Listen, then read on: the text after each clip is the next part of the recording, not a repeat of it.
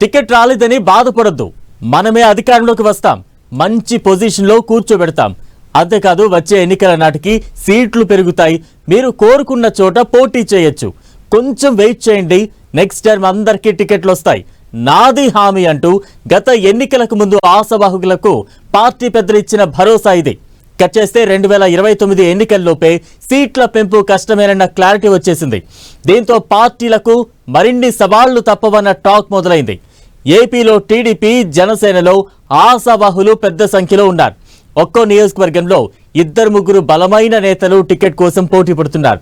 ఈ నేపథ్యంలో సీట్ల పెంపు ఉండదన్న టాక్తో ఆ రెండు పార్టీలకు ఇప్పటి నుంచే టెన్షన్ పట్టుకుందట.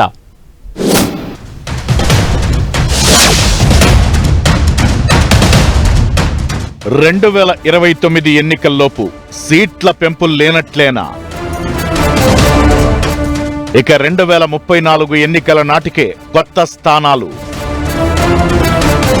వచ్చేసారి టీడీపీకి సవాల్గా టికెట్ల కేటాయింపు. ఒక్కో నియోజకవర్గంలో 2-3 పోటీ. ఏపీలో ఎన్నికలకు ఇంకా 3 ఏళ్ల టైం ఉంది. కానీ ఇప్పటి నుంచే కొన్ని నియోజకవర్గాల్లో టికెట్ రేసు రచ్చకెక్కుతోంది. మరీ ముఖ్యంగా టీడీపీలో టికెట్ ఫైట్ మామూలుగా లేదు. గత ఎన్నికల్లోనే దాదాపు 50 మంది నేతలు టికెట్ త్యాగం చేయాల్సి వచ్చింది. ఇందులో 20 మంది వరకు సీనియర్ లీడర్లు పార్టీ గెలుపు కోసం పొత్తుల్లో సీటును వదులుకోవాల్సి వచ్చింది. మరికొన్ని చోట్ల యువ నేతలకు నామినేటెడ్ పోస్టుల హామీ ఇచ్చి టికెట్ రేసు నుంచి తప్పించారు.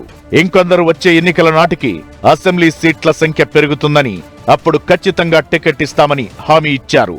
కట్ చేస్తే అసెంబ్లీ సీట్ల పెంపుపైన స్పష్టత వచ్చింది. ఏపీ పునర్విభజన చట్టం ప్రకారం ఏపీలో 50, తెలంగాణలో 34 అసెంబ్లీ సీట్లు పెరగాల్సి ఉంది. ఒక్కో పార్లమెంటు స్థానం పరిధిలో 2 అసెంబ్లీ సీట్లు పెరగాలి. కానీ 2029 ఎన్నికల్లోపే అసెంబ్లీ నియోజకవర్గాల పునర్విభజన పూర్తి కాదని కేంద్రం క్లారిటీ ఇచ్చింది. అయితే 2026లో జనగణన చేపడుతుండటంతో ఇప్పుడు అసెంబ్లీ స్థానాల పెంపు చేయకుండా సెన్సెస్ పూర్తయిన తరువాత డీలిమిటేషన్ చేయాలని డిసైడ్ చేసినట్లు తెలుస్తోంది. దీంతో 2 తెలుగు రాష్ట్రాల్లో వచ్చే అసెంబ్లీ, లోక్సభ ఎన్నికలు పాత నియోజకవర్గాలతోనే జరగనున్నాయి. 2029 ఎన్నికల నాటికి అసెంబ్లీ సీట్లు పెరుగుతాయని ఆశపడ్డ పార్టీలకు, రాజకీయ నేతలకు బిగ్ షాక్ ఇచ్చినట్లయింది. 2024లో కూటమిలో భాగస్వామైన టీడీపీ తమ నేతలకు సీట్లు సర్దుబాటు చేసేందుకు నానా అవస్థలు పడింది.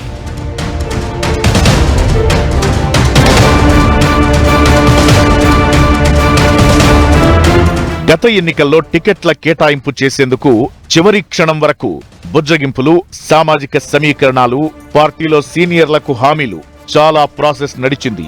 ఆ తరువాత అధికారంలోకొచ్చాక ఎమ్మెల్సీలు, రాజ్యసభ సభ్యత్వాలు, నామినేటెడ్ పోస్టులతో పాటు పార్టీ పదవుల పంపకం కూడా టీడీపీ హైకమాండ్ కు ఇబ్బందికరంగా మారింది.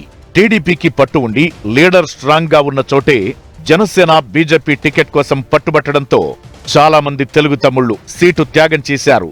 అధికారంలోకొస్తే ఏదో పదవి దక్కుతుందని ఆశపడి ఇప్పటికీ ఎదురు చూస్తున్నారు. ఈ నేపథ్యంలో వచ్చే ఎన్నికల్లోపు అసెంబ్లీ సీట్ల పెంపయ్యే పని కాదన్న క్లారిటీ వచ్చింది. దీంతో టీడీపీ హైకమాండ్ కు ఇప్పటి నుంచే గుబులు మొదలైందన్న గుసగుసలు వినిపిస్తున్నాయి. గత ఎన్నికలప్పుడే గెలుస్తున్నాం, అధికారంలోకొచ్చాక అన్ని విధాలుగా మిమ్మల్ని సాటిస్ఫై చేస్తామని కిందా మీద పడి హామీ ఇచ్చి ఒప్పించి టికెట్ త్యాగానికి ఒప్పించారు. ఈసారి టికెట్ల కేటాయింపు ఎలా? అసలే 5 ఏళ్లు పవర్లో ఉంటాం, పైగా అసంతృప్తులు, లీడర్ల వర్గపోరు ఉండనే ఉంది. వచ్చే ఎన్నికల్లో టికెట్ల కేటాయింపునకు ఇవన్నీ అడ్డంకిగా మారనున్నాయి. ఏం చేసేదని ఇప్పట్నుంచే ఆలోచనలో పడిందట టీడీపీ అధిష్టానం.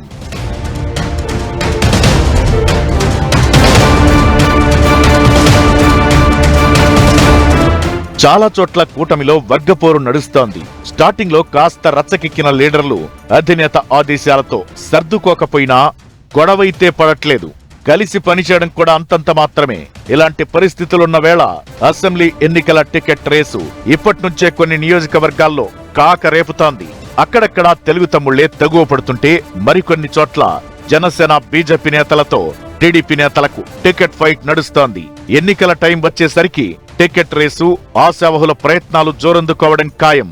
దీంతో ఇప్పటి నుంచే ప్రత్యామ్నాయం ఆలోచించడం, సాధ్యమైనంత వరకు లీడర్లకు టికెట్ పై క్లారిటీ ఇవ్వడం వంటివి టీడీపీ అధిష్టానం మధ్యలో ఉన్న అస్త్రాలుగా చెబుతున్నారు.